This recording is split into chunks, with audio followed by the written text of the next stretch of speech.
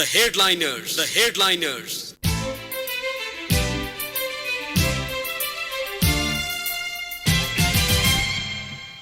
नमस्कार अनि हार्दिक स्वागत श्रोता रेडियो कान्तिपुर रेडियो राष्ट्रकोमा यो हो कार्यक्रम द हेडलाइनर्स जहाँ हामी समसामयिक विषयवस्तुमा आधा घण्टा विचार विवेचना गर्छौं र कार्यक्रमको नयाँ श्रृङ्खलाका साथ उपस्थित भएको छु। मेरो नाम हो पवन। आज पनि तपाईसँग प्रत्यक्ष र परोक्ष सरोकार राख्ने विषयवस्तुलाई उठाउने जमर्को गरेका छौं र आज हामीले छानेको विषयवस्तु र त्यो विषयवस्तुमाथि विचार विवेचना गर्नका लागि निम्ति आएका अतिथिलाई तपाईँ 55410905 मार्फत आफ्नो प्रश्न टिपाउन सक्नुहुनेछ। कार्यक्रमको दोस्रो भागमा हामी प्रश्न लिनेछौँ, तर कार्यक्रमको दौरान नै तपाईले सोध्नु खोज्नु भएका प्रश्नको यदि उत्तर आइसकेको छ भने कृपया त्यस्ता प्रश्न हामीलाई 55410905 मा टिपाउने कष्ट नगर्नुहोला।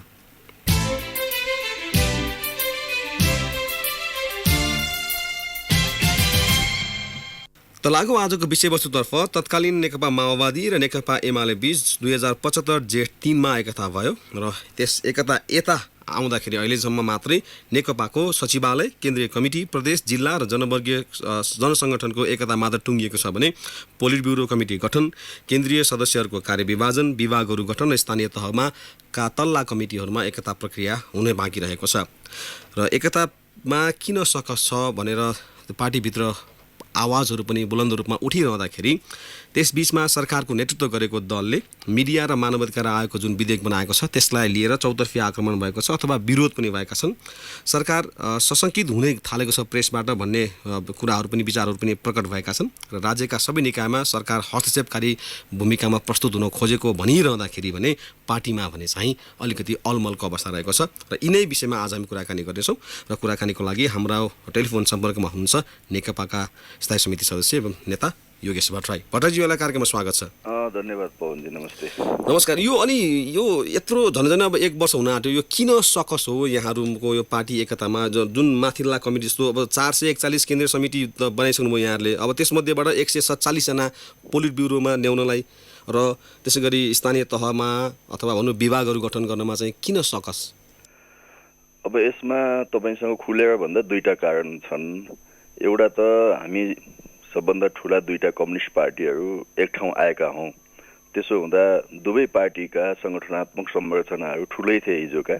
त्यो सङ्गठनात्मक संरचनालाई एक ठाउँ ल्याउनु त्यति सामान्य कुरा थिएन, यो असामान्य कामै हो। त्यसो हुँदा हामीले जति छिटो गर्छौँ भनेका थियौँ त्यति छिटो गर्न नसकेका हौँ। यद्यपि त्यसमा पार्टीको सबै नेतृत्वले गम्भीरतापूर्वक ध्यान दिँदै आएको थियो। त्यसका बावजुद पनि हामीले सही टाइममा त्यो गर्न सकेनौँ। केही ढिला भए पनि पटक पटक गरेर कामहरू टुङ्गिँदै गएका छन्। जिल्ला तहसम्मको नेतृत्व बनिसकेका छ। अघि तपाईँले पृष्ठभूमिमा जुन जिल्लाभन्दा तलको भन्नुभयो, जिल्लाभन्दा तलको पार्टीको एकीकरण जिल्ला कमिटीले नै गर्छ, त्यो माथि आउँदैन। त्यसो हुँदा धेरै ठाउँमा गाउँ कमिटी, नगर कमिटीहरू पनि बनिसकेका छन् र अब वडा तहसम्म कमिटी बन्ने प्रक्रियामा अगाडि बढेको छ। जनसङ्गठनहरू जुन 22-23 वटा जनसङ्गठन थिए, गएको जेठ 3 गते हामीले त्यसलाई टुङ्ग्याएका छौँ। केन्द्रको संयोजक र सहसंयोजक टुङ्गिएको छ, तर केन्द्रीय कमिटी सम्पूर्ण सदस्यहरूको आकार त्यसले लिइसकेका छैन। अब संयोजक सहसंयोजक साथीहरूले त्यसमा आवश्यक कोअर्डिनेसन गरिकन त्यसलाई टुङ्ग्याउनु हुन्छ। त्यसपछि प्रदेश कमिटी केही अगाडि नै बनेको छ। यद्यपि त्यो बन्ने प्रक्रियामा केही सहमति असहमतिहरू रहेका थिए। त्यसमा हामी पार्टीभित्र छलफल गर्दै अगाडि बढेका छौँ। यी कामहरू टुङ्गिएका छन् र अघि तपाईँले भने जस्तो केही काम टुङ्गिन बाँकी छ। यो काम पार्टी एकता भएको 3 महिनाभित्र टुङ्ग्याउँछौँ भनेका थियौँ। साँच्चै मजाले लाग्दा टुङ्गिन्थ्यो पनि। तर अर्को कारण के भयो भने पार्टी एकतापछि भनौँ न, अब हामी सरकारमा पनि छौँ, पार्टीको मुख्य नेतृत्व नै प्रधानमन्त्रीको हिसाबले हुनुहुन्छ, अरू कतिपय नेताहरू मन्त्रीमा हुनुहुन्छ, जिम्मेवारी छ। यस कारणले पनि यसमा जति ध्यान दिनुपर्ने हो त्यो प्राथमिकतामा परेन। अर्को यहाँ तपाईँलाई भन्नै पर्ने र हाम्रो पार्टी सदस्यले पनि बुझ्नुपर्ने कुरा के हो भने सुरुदेखि नै जुन ढङ्गले यो पार्टी एकताको काम टुङ्ग्याउँ भनेर हामीले पार्टीभित्र पटक पटक भन्दै आयौँ, त्यसप्रति राम्रोसितले ध्यान दिइएन। हामीले सुरुदेखि के भनेका थियौँ भने 2टा ठुला पार्टीहरू एक भएका छन्, विधानबाट पार्टीलाई चलाउँ, सङ्गठनात्मक पद्धतिबाट पार्टीलाई चलाउँ। त्यसो हुँदा एउटा स्पष्ट मापदण्ड बनाइदिउँ र त्यो मापदण्डभित्र पार्टी एकताको काम सम्पन्न गरौँ भनेका थियौँ। सुरुमा पार्टीको नेतृत्वले मापदण्ड बनाउनेतिर त्यति ध्यान दिएन। दिन चाहेन, जसले गर्दा एकपछि अर्को समय व्यतीत हुँदै गयो, विभिन्न कार्यदलहरू बने, कार्यदलले पनि काम गर्न सकेन। अन्तिम पटकको कार्यदलमा म आफै सदस्य थिएँ। त्यो कार्यदलभित्र पनि हामीले बसेर मापदण्डकै कुरा उठायौँ, जसले गर्दा मापदण्ड बनाउने कि नबनाउने भन्नेमै कार्यदल विभाजित भएर एक किसिमले कार्यदल डिफङ भयो। तर अहिले तपाईँले हेर्नुहुन्छ भने कुनै न कुनै मापदण्ड समातेरै यो पार्टी एकीकरणको काम भएको छ। यही कुरा चाहिँ गएको 75 सालको जेठ असार महिनामै हामीले यसरी गर्न सक्थ्यौँ नि। जुन जिल्ला कमिटी अहिले हामीले बनायौँ, पुरानो जिल्लाको नेतृत्व अध्यक्षलाई अध्यक्ष बनायौँ, जिल्लाको अध्यक्षलाई सचिव बनायौँ, किनभने जहाँ पूर्व एमालेतिर अध्यक्ष हुन्थ्यो, माओवादीतिरको सचिव हुनुभएको छ। त्यसो हुँदा त्यो कम्पोजिसनबाटै हामी गएको भए त त्यसरी नै जाउँ भनिएको थियो नि हामीले सुरुदेखि, त्यसरी गइएन। जनसङ्गठनको हकमा पनि अहिले जुन ठाउँमा हामी आइपुगेका छौँ, मोरलेस 90% जति त त्यो मापदण्ड अन्तर्गतै गएका छौँ। अब 10% जति नेताहरूले आफ्नो स्वविवेकले पनि कतिपय मनोनयन गर्नु भएको छ। जे भए पनि यो केही कमी कमजोरीका बावजुद हामी गलत ठाउँमा छैनौँ, सही ट्र्याकमा छौँ। अब एकाध महिनामा पार्टीको सम्पूर्ण एकताको काम टुङ्गिन्छ भनेर म आशावादी छु। हजुर भट्टराईज्यू, यहाँले भन्नुभयो अब सिधा अर्थमा भन्ने हो भने जस्तो चाहिँ पार्टी एकीकरण हुनुभन्दा अगाडि जुन पूर्व जिम्मेवारीमा नेताहरू हुनुहुन्थ्यो त्यो जिम्मेवारी अनुसार नै यता अहिले चाहिँ ठुलो पार्टी भइसकेपछि पनि नेकपामा त्यसको जिम्मेवारी मिलाउन खोज्दाखेरि चाहिँ तपाईँहरूलाई सकस पर्या हो भने सिधा भन्दा हुन्छ त्यसो भए होइन। पहिले सुरुमा त्यसरी नै जाउँ भन्ने थियो, तर नेतृत्वका कतिपय नेता कमरेडहरूले त्यसमा उचित ध्यान दिन सक्नु भएन, अथवा त्यसलाई अर्को ढङ्गले गर्नुपर्छ कि भन्ने उहाँहरूलाई लाग्यो। तर अहिले फर्केर आउँदा त फेरि हामी त्यहीँ आयौँ नि। त्यहीँ आएको हुनाले त्यो सही ठाउँमा आयौँ। अहिले जहाँ आयौँ हामी सही ठाउँमा आयौँ। यद्यपि यसमा कतिपय आन्तरिक दाउपेच होलान्, ठुलो पार्टी छ, धेरै नेता छन्, सबैका आकाङ्क्षा छन्। यसमा आन्तरिकमा चाहिँ दाउपेच, आन्तरिक प्रतिस्पर्धा छैन भनेर म भन्दिनँ। त्यसले केही न केही प्रभावित गरेको छ। तर जे भए पनि हामी एउटा सही ट्र्याकमा आएका छौँ। अब केही समयपछि सम्पूर्ण कुराहरू हामी टुङ्ग्याउँछौँ र पार्टीलाई युनिफाइड ढङ्गले क्रियाशील बनाउने दिशातिर जान्छौँ। भट्टराईज्यू, यहाँले भनौँ ठुलो पार्टी छ, हो ठुलो पार्टी छ, तपाईँहरूसँग प्रचण्ड बहुमत पनि छ, तर पार्टीको नेतृत्व गर्ने जुन ठुलो पार्टीको नेतृत्व गर्ने जुन खालको ठुलो छाती अथवा फराक मनस्थिति अथवा तपाईँको चाहिँ दूरदर्शिता हुनुपर्ने छ त्यो चाहिँ रहेनछ भनेर भन्यो भने त्यो कतिको सत्य हुन्छ? त्यसमा अब ठ्याक्कै गणितको हिसाबले त म भन्न सक्दिनँ, तर तपाईँले भनेको कुरा आंशिक सत्य हुनसक्छ। किनभने हामी पनि, हाम्रो नेताहरू पनि मान्छे नै हुन्। हाम्रो नेताहरू पनि एउटा मध्यमवर्गीय क्लासबाट आउनुभएको छ। मध्यमवर्गका आफ्नै खालका चाहिँ त्यो क्यारेक्टरहरू, चरित्रहरू हुन्छन्। त्यो चरित्र नेताहरूमा सम्पूर्ण ढङ्गले समाप्त भएर नेताहरू साँच्चै साधु भएर नेता हुनुभएको छ भन्ने त म ठान्दिनँ। नेताहरूलाई पनि त्यस कारणले हामीले 100%मा नबुझौँ भनेर मैले जहिले पनि पार्टीभित्र भन्दै आएको छु। कुनै नेतालाई समर्थन गर्दा पनि 100% गर्ने, विरोध गर्नु पर्यो भने 100% विरोध गर्ने यो प्रवृत्ति मार्क्सवादी प्रवृत्ति होइन। हामी द्वन्द्ववादमा विश्वास गर्नेहरूले प्लस र माइनस हुन्छ भन्ने कुरा बुझेर नै नेताहरूसँगको सम्बन्ध पनि स्थापित गर्नुपर्छ। तर अहिले चाहिँ विश्लेषकहरू के पनि भन्छन् भने भट्टराईज्यू, जस्तो अब यो कम्युनिस्ट पार्टीमा चाहिँ जुन वर्गीय सङ्घर्ष हुनबाट स्थापित हुने चाहिँ पार्टी हो, तर अहिले वर्गीय चेतै छैन कम्युनिस्ट पार्टीहरूमा भनेर भन्छन्। के हो खासमा चाहिँ यो तपाईँहरूमा चाहिँ त्यो वर्गीय सचेतना छैन? अब यो आजको प्रतिस्पर्धात्मक राजनीतिको युगमा हामी जुन वर्गसँग प्रतिस्पर्धा गरिरहेका छौँ, त्यो कारणले र हामीले जुन सिद्धान्त बोकिरहेका छौँ त्यो कतिपय कारणले हिजोको जस्तो वर्ग सङ्घर्षको अवस्था पक्कै पनि छैन।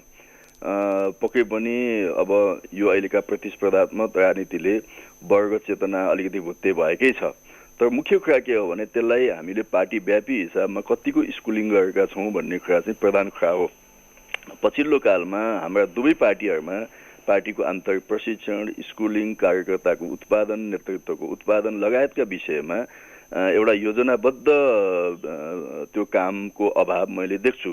त्यो कारणले पार्टी कहिलेकाहीँ यो भनौँ न भिड तन्त्रमा परिणत हुने हो कि भन्ने खतरा छ। त्यसमा पनि आज झन्डै 2/3 नजिकको सरकार, प्रदेशका चाहिँ 6वटा सरकार, स्थानीय तहमा झन्डै 55% देखि 60% यो पार्टीको हातमा रहेको अवस्थामा पार्टीभित्र अझै खराब तत्त्वहरू प्रवेश हुने र पार्टीलाई एउटा भिड तन्त्रमा परिणत गर्ने खतरा हुन्छ।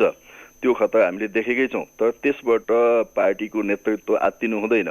त्यसलाई रूपान्तरण गर्दै त्यसलाई शुद्धिकरण गर्दै पार्टीको आन्तरिक प्रशिक्षणको माध्यमबाट जिम्मेदारीहरू तोक्ने एउटा तरिकाको माध्यमबाट पार्टीभित्र कार्यकर्ताहरूलाई शुद्धिकरण गर्दै लानुपर्छ। हामी आफू पनि शुद्धिकरण हुँदै जानुपर्छ। त्यो नै एउटा मार्क्सवादी पद्धति हो। त्यो पद्धति पार्टीभित्र कम देख्छु मैले विगत केही वर्षदेखि। अब अलिक नयाँ ढङ्गले, किनभने दुईटा पार्टी पनि हामी एक भएका छौँ, जिम्मेदारी पनि हाम्रो थपिएको छ। त्यसो हुँदा यो पार्टीलाई सैद्धान्तिक वैचारिक ढङ्गले अझ सुदृढ बनाउनको निम्ति पार्टी व्यापी हिसाबले पार्टीको स्कुलिङहरू सञ्चालन गर्नुपर्ने आवश्यकता आज टटकारो बनेको छ। भनेपछि भट्टराईज्यू जस्तो पार्टी बृहत चाहिँ भयो तर चुस्त भएन भन्ने कुरामा चाहिँ तपाईँ सहमत हुनु त्यसो भए? हिजो जति हामी आफूलाई धारिलो ठान्थ्यौँ, एकदम चुस्त ठान्थ्यौँ, त्यो अवस्था पक्का पनि छैन। अब कामको आवश्यकताले चापले पनि हुनसक्छ। जस्तो भनौँ न, अहिले विगतमा मैले मेरो पार्टी अध्यक्षलाई कुनै पनि बेला भेट्न सक्थेँ, आफ्नो कुराहरू राख्न सक्थेँ, पार्टीका गुनासाहरू तल्लो तहका कार्यकर्ताका फिडब्याकहरू मैले अध्यक्षलाई दिन सक्थेँ। तर अब आज अध्यक्ष नै प्रधानमन्त्री भएको अवस्थामा उहाँको व्यस्तताले मैले चाहेर पनि महिनामा एकपटक दुईपटक भेटौँ, आफ्ना कुरा राखौँ भन्ने कुरा अलिक टाढा टाढा हुँदै गएको छ। यो मैले त्यति अस्वाभाविक पनि ठान्दिनँ, त्यो स्वाभाविक जस्तो बनेको छ। तर यसले क्रमशः हामीलाई कता लान्छ भन्ने कुरा ध्यान दिनुपर्छ। विश्वका ठुल्ठुला कम्युनिस्ट आन्दोलन अथवा कुनै पनि लोकतान्त्रिक आन्दोलनले हिजो दुनियाँमा किन धक्का खायो, नेतृत्व किन कार्यकर्ता जनताबाट टाढिँदै जाँदाखेरि व्यवस्था नै ढल्ने अवस्था किन आयो भन्ने कुराप्रति हाम्रो पार्टीको नेतृत्व सचेत हुनुपर्दछ भन्ने मलाई लाग्छ। त्यस काममा हामी सबैले मेहनत गर्नुपर्छ। पार्टीलाई हरदम कार्यकर्ता र जनताको बिचमा राखी गर्ने तरिकाहरू अवलम्बन गर्नुपर्छ।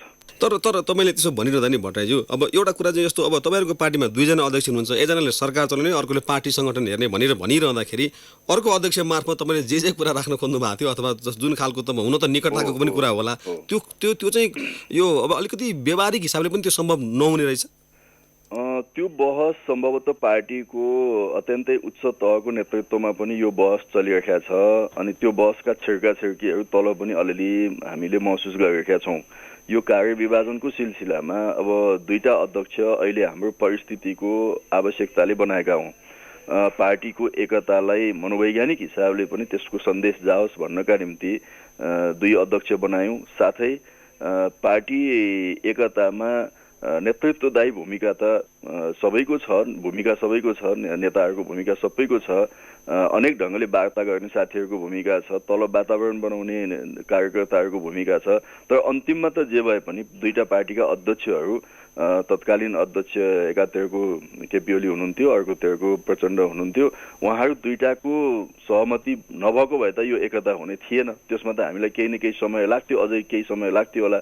तर उहाँहरू पनि सहमत भइसकेपछि, तर उहाँहरूले पनि पहल कदमी लिएपछि यो एकता सम्पन्न भयो। त्यसकारणले एकतामा त्यो निर्णायक भूमिका खेल्ने दुवै अध्यक्षहरूलाई त्यो सम्मान दिनु नाजायज कुरा थिएन, त्यो उचित कुरा थियो। यो एक किसिमले हाम्रो सङ्क्रमणकालीन व्यवस्था पनि हो, सधैँ यस्तो नहुन सक्छ।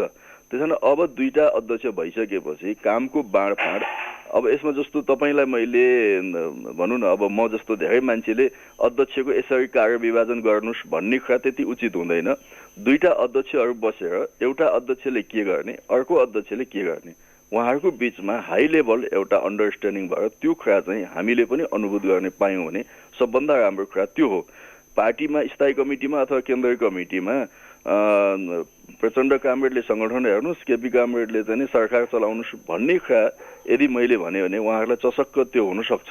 तर उहाँहरू जस्तो एउटा अनुभवी नेताले बसेर ल तपाईँ यो गर्नुहोस् म यो गर्छु भनेर आफै बिचमा अन्डरस्ट्यान्डिङ गर्नु हो भने सबभन्दा पार्टीको निम्ति, पार्टीको स्वास्थ्यको निम्ति पनि सबभन्दा राम्रो कुरा त्यो हुन्छ। यदि पार्टीभित्र यो विषय छलफलमा आएछ भने मैले आफ्नो राय सुझाव पनि त्यो ठाउँमा राख्छु। जस्तो चाहिँ भट्टराईज्यू, अब एउटा कुरा नि जस्तो, यो सरकारमा हुँदाखेरिको चाहिँ पार्टीमा त्यसको प्रभाव चाहिँ नरहने अथवा सरकारको काममा बढी चाहिँ जिम्मेवारी वहन गर्नुपर्ने हिसाबले चाहिँ यता पार्टीमा टाइम दिन नसक्ने हो भने त्यो त एउटा कुरा होला। तर अर्को कुरा चाहिँ यहाँ के पनि भन्छन् भने जस्तो सरकार यति धेरै विवादमा फस्यो कि त्यो विवादको निरूपण गरेर निपटारा गराउनलाई नै बढी समय लाग्यो, त्यही भएर पार्टीमा ध्यान दिन सकेन।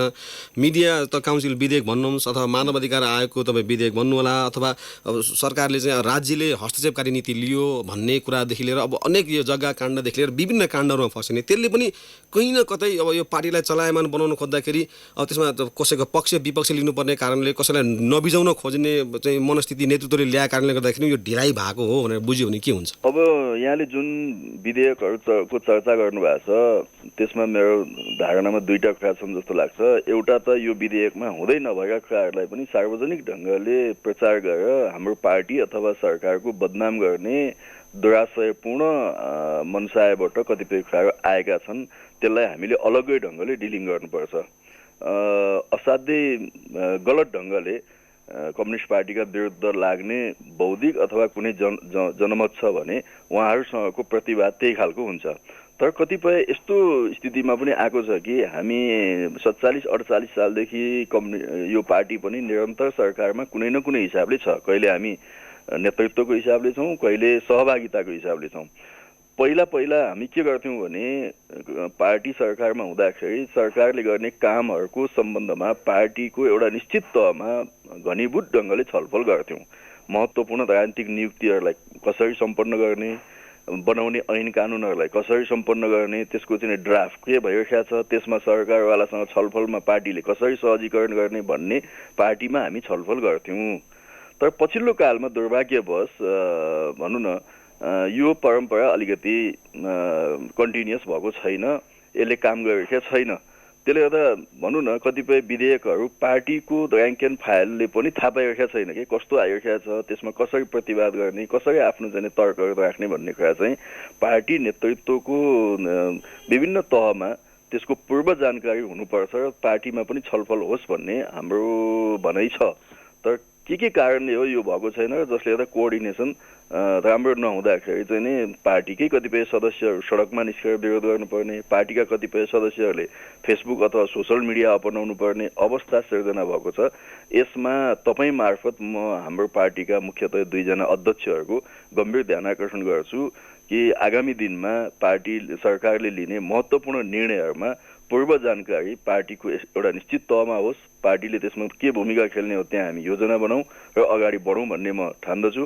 जहाँसम्म तपाईँले जस्तो यो मिडिया काउन्सिल विधेयक अथवा अरू कतिपयको चर्चा गर्नुभयो, आज छोटो समयमा म यति मात्रै भन्न चाहन्छु कि हाम्रो पार्टीले कुनै पनि विधेयकहरू संविधानको विपक्षमा ल्याउँदैन। हाम्रो पार्टीका चाहिँ स्थापित मान्यताहरू छन्। हामी लोकतन्त्रप्रति पूर्ण प्रतिबद्ध छौँ। मानवाधिकार, प्रेस स्वतन्त्रता, खुल्ला समाज, प्रतिस्पर्धा, आवधिक निर्वाचन यो हाम्रा चाहिँ मार्गदर्शक सिद्धान्तहरू हुन्। यो सिद्धान्तको खिलाफमा नेपाल कम्युनिस्ट पार्टीको सरकार जाँदैन। यदि भुलवश काहीँ त्यस्ता कुराहरू ड्राफ्ट भएका छन् भने पनि हामी संसद छ, हाम्रो पार्टीका निकायहरू छन्, त्यसमार्फत हामी सच्याउँछौँ, सबैसँग सहकार्य गर्दै अगाडि बढ्छौँ। जहाँसम्म मिडिया काउन्सिलको कुरा छ, म यहाँलाई के निवेदन गर्न चाहन्छु भने संविधानको धारा 19ले अभिव्यक्ति स्वतन्त्रताको कुरा गरेको छ। कस्तो कुरामा चाहिँ प्रेसमाथि बन्देज लगाउन पाइँदैन भन्ने कुरा त्यो संविधानले नै उल्लेख गरेको छ। र साथै त्यही के भनेको छ भने यस्तो अवस्थामा चाहिँ सरकारले कानुन बनाएर मिडियाहरूलाई चाहिँ रेगुलेसन गर्न सक्छ है भनेर संविधानको धारा 19मा प्रष्ट भनेको छ। योभन्दा पहिले नै जति बेला हामी संयुक्त सरकारमा थियौँ, सम्भवतः सुशील कोइरालाजी प्रधानमन्त्री भएको बेलामै काशीराज दाहालजीको अध्यक्षतामा एउटा राष्ट्रिय आम सञ्चार नीति बनाउने कार्यदल बनेको थियो, त्यो आयोग बनेको थियो। त्यो आयोगले दिएको रिपोर्टले पनि के भन्छ भने मिडिया काउन्सिल सम्बन्धी अथवा चाहिँ अहिले भएको काउन्सिलहरूलाई कतिपय रेगुलेसन गर्नको निम्ति नयाँ चाहिँ अब संविधान आइसकेपछि नयाँ ऐन कानुनहरू बनाउन सकिन्छ भन्ने कुरा उसले पनि भनेको छ। त्यसैले यहाँ बहस के छ भने कतिपयले मिडियालाई त छुनै नझै नै सम्बोधनै गर्नु हुँदैन, मिडियालाई चाहिँ त कुनै रेगुलेसनमै राख्नुहुन्न कि भन्ने टाइपको बहस गर्छन्। म त्यस्तो बहस औचित्यपूर्ण छ जस्तो लाग्दैन। मिडिया भनेको स्वनियममा बस्नुपर्छ भन्ने विश्वव्यापी मान्यता हो, त्यसमा म सहमत छु, त्यो हुनैपर्छ। तर कतिपय अवस्थामा गलत गर्नेहरूलाई कारबाही गर्ने ऐन कानुन त चाहियो नि। ठिक छ, त्यो जतासुकै कारबाही होला कि भन्ने कुराबाट सचेत हुन त्यसमा नियन्त्रण सन्तुलनका सिद्धान्त अपनाउला। तर चाहिँ मानौँ न कुनै पत्रकार अथवा कुनै मिडिया हाउसले मुलुककै विरुद्ध राज्य विप्लवको काम गर्छ अथवा कुनै चाहिँ अदालतको मानहानिको कुरा गर्छ अथवा चाहिँ अपसंस्कृतिहरू फैलाउँछ गलत सूचनाहरू सम्प्रेषण गर्छ भने त्यसलाई तिमीले यो के गरेको भनेर सोध्नु पनि नहुने त होइन नि। त्यसैले कतिपयले यो सोध्नै हुँदैन जस्तो गरेर मिडिया चौथो अङ्ग भनेको चाहिँ नि अलग्गै बस्नुपर्छ त होइन नि, यो पनि त समाजकै एउटा अङ्ग हो। तर यसको नाममा म पनि फेरि पनि तपाईँलाई विनम्रतापूर्वक निवेदन गर्छु, हाम्रो पार्टी जुन संविधानमा पूर्ण प्रेस स्वतन्त्रताको कुरा छ, अभिव्यक्ति स्वतन्त्रताको कुरा गरेको छ, सम्पादकीय स्वतन्त्रताको हामीले भनेका छौँ। अझै हामी चाहिँ नि अहिले नै गोकुलजी मन्त्री भएर आइसकेपछि विज्ञापन ऐन उहाँले ल्याउनु भएको छ होइन। विज्ञापनमा मात्रै पनि हाम्रो झन्डै 6-7 अरब पैसा चाहिँ मिडियाको विज्ञापनमा मात्रै विदेशिएको छ। त्यसलाई कसरी देशभित्रकै मिडियाहरूले चाहिँ नि त्यसबाट फाइदा लिने भनेर उहाँले केही कानुनहरू ड्राफ्ट गर्नुभएको छ। अरू कतिपय कानुनहरू खास गरी श्रमजीवी पत्रकारको हकमा चाहिँ कानुनहरू ल्याइएको छ। यति राम्रो कुराहरू पनि भएका छन्। त्यसैले म खास गरी मिडियाकर्मी डर मान्नुपर्ने अवस्था छैन भनेर भन्नु खोज्नु होइन। म यति भन्छु कि म पवनजी तपाईँले बानेश्वरको चोकमा उभिएर एफएम रेडियोको समाचार वाचन गर्दा म त्यहीँ थिएँ जति बेला ज्ञानेन्द्र सरकारले मिडियामा सम्पूर्ण बन्देज लगाएको थियो। हामी सडकमा समाचार भन्दै थियौँ नि, त्यसको श्रोता हो नि म, त्यसको प्रत्यक्षदर्शी हो, त्यसको मञ्च बनाउने मान्छे म पनि हो। मेरो पार्टी हो नि, म भनेको त मेरो पार्टी हो। त्यसैले यो पार्टीले जसका निम्ति लड्दै आयो त्यसमा प्रतिबन्ध लगाउँछ। केपी ओली 14 वर्ष जेल बस्नुभयो, प्रचण्ड 10 वर्ष यत्रो महान युद्ध गरेर आउनुभएको मान्छेले आफ्नै पूर्व मान्यताहरूमाथि प्रतिबन्ध लगाउनुहुन्छ भनेर बाहिर हौवा पिटाउँदा आम मानिसले विश्वास गर्नुपर्ने हुन्छ जस्तो मलाई लाग्दैन। हाम्रो प्रतिबद्धता स्पष्ट छ। हजुर भट्टराईज्यू, यतिखेर हाम्रो कार्यक्रममा ब्रेक लिनुपर्ने बेला भएको छ। म ब्रेकपछि श्रोताका जिज्ञासा लिएर आउनेछु। कृपया टेलिफोन सम्पर्क बनाइदिनु होला। अहिले भने ब्रेकको पालो।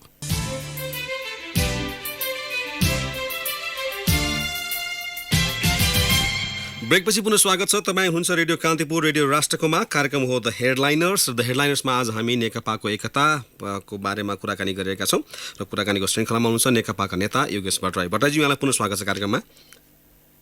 हेलो। हजुर। सुनिता लामा बुढाङकोबाट सोध्नुहुन्छ, माधव कुमार नेपाल, ईश्वर पोखरेल र झलनाथ खनाल तीनजनाको पार्टी एकताप्रतिको असन्तुष्टिका कारण चाहिँ अथवा जिम्मेवारीमा उहाँहरूलाई नरहेका कारणले चाहिँ यो समस्या आएको हो भनेर सुनिन्छ। के हो खासमा भनेर सुन्नुहुन्छ? त्यो बिल्कुलै होइन। कुनै पनि नेताको व्यक्तिगत सन्तुष्टि र असन्तुष्टिको विषय यो होइन। हामी सबै नेता कार्यकर्ताहरू एक मत भएर पार्टी एकता गरेका हौँ। त्यो एकताको प्रक्रियामा माधव नेपालको त झन् सुरुदेखि एकदमै भनौँ न माओवादी भूमिगत भएको बेलादेखि नै माओवादीसँग संवाद स्थापित गर्ने नेता नै माधव नेपाल हो। तर आज पछिल्लो कालमा अब कमरेड झलनाथ खनालले स्वयं माओवादी सहितको सरकारको नेतृत्व गर्नुभयो, ईश्वर पोखरेल महासचिव भएर त्यो भूमिका खेल्नुभयो भने चाहिँ सबै नेताहरूको यसमा सकारात्मक भूमिका छ। अब पार्टी एकताको प्रक्रियामा कुन नेतालाई कार्यकर्तालाई कहाँ जिम्मेवारी दिने भन्ने कुरामा केही मतमतान्तर हुन सक्छन्, त्यसलाई ठुलो रूपमा लिनु हुँदैन। नवीन शर्मा बखुन्डोलबाट सोध्नुहुन्छ, कम्युनिस्ट चरित्र छोड्दै गएको कारणले गर्दाखेरि यहाँहरूमा समस्या आएको हो भनेर सोध्नुहुन्छ उहाँ चाहिँ? यसको लामो बहस हुन्छ पवनजी। अब कम्युनिस्ट चरित्र भनेर हामीले कुन मानक स्थापित गर्ने होइन, कुन मोडल हो भन्ने कुरा हुन्छ। हामी अहिले पनि मार्क्सवाद लेनिनवादमा विश्वास गर्छौँ। हाम्रो चाहिँ नि मध्यम वर्ग तल्लो वर्गप्रतिको हाम्रो चाहिँ नि जवाफदेहिता छ, त्यसको प्रतिनिधि हामी हौँ। मुलुकको राष्ट्रिय अर्थतन्त्रलाई विकास गर्ने हाम्रो नीति छ। त्यो नीतिका आधारमा हामी अगाडि बढ्छौँ। व्यक्तिमा कहिलेकाहीँ विचलनहरू देख्न सकिन्छ। हाम्रो यति ठुलो पार्टीमा पनि अनेक पात्रहरू छन्, ती पात्रमा कहिलेकाहीँ गैर कम्युनिस्ट चरित्र देख्न सकिन्छ। त्यो कुरालाई आम पार्टीको विशेषता हो भनेर नबुझ्नको निम्ति म अनुरोध गर्न चाहन्छु।